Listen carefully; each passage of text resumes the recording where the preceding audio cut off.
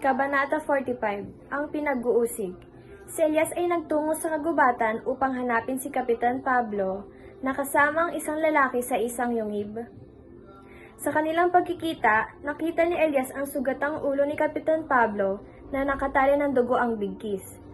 Matapos ang 6 na buwan mula sa huling pagkikita, hiniling ni Elias kay Kapitan Pablo na dalhin siya sa lupain ng mga hindi binyagan upang doon mamuhay ng mapayapa. Layunin lamang na iwasan ang kaguluhan ng kabihasnan.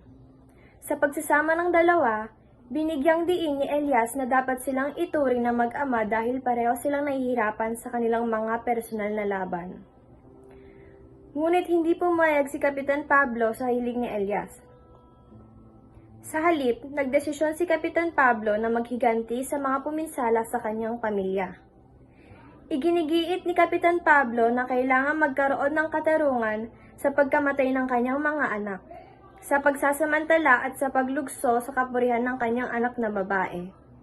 Sa kabila ng pagiging duwag ni Kapitan Pablo at pagpupuyo sa nakaraan, nagpapakita siya ng determinasyon na maghiganti ngayon.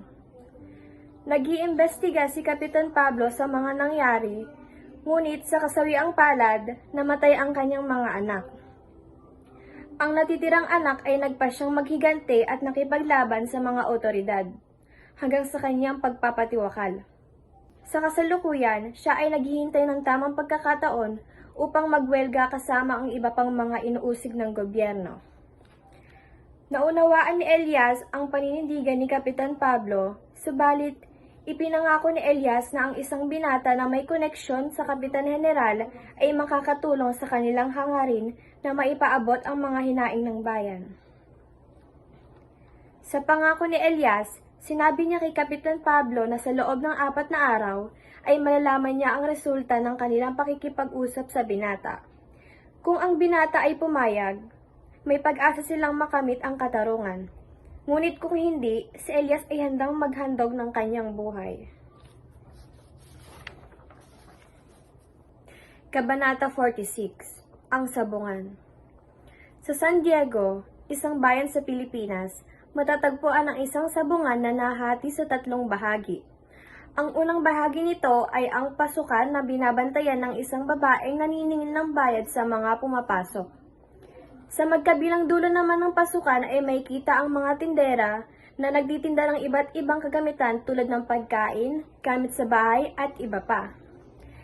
Kalapit ng sabungan ay isang lugar na pinupuntahan ng mga tahor, magtatari, at mga mahilig sa sabong. Tinatawag itong ulutan, kung saan mabilis ang paglipat ng pera sa mga kamay ng mga tao at sa kanilang mga pakikipagsundo.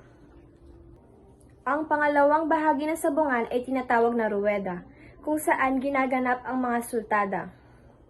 Dito may kita ang mga taong may mataas na katungkulan, mayaman, mga tahor at mga sentensyador. Sa loob ng sabungan, naroon sina Kapitan Pablo, Kapitan Basilio at Lucas.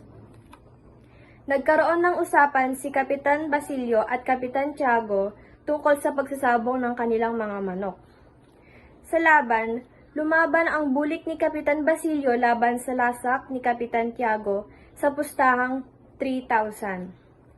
Matapos ang laban, nanalo ang bulik. Habang nagpupusta ang ibang sabungero, sina Tarsilo at Bruno, na may masamang karanasan sa mga sibil, ay nainggit at humingi ng pera kay Lucas para makapusta. Ngunit hindi sila pinahiram ni Lucas dahil ang pera ay kay Don Crisostomo Ibarra. Matapos ang mga pangyayari, nakipagsundo sina Tarsilo at Bruno kay Lucas na sumama sa pagsalakay sa kwartel. Sa kasunduan, makakatanggap sila ng premyo kung magtatagumpay sila. Tinanggap nila ang pera at ang mga kondisyon ni Lucas sa susunod na araw. Inaasahan nila ang pagdating ng sandata ni Ibarra at kailangan nilang pumunta sa libingan. Ito ang naging wakas ng kanilang pag-uusap habang tuloy ang sabungan sa San Diego.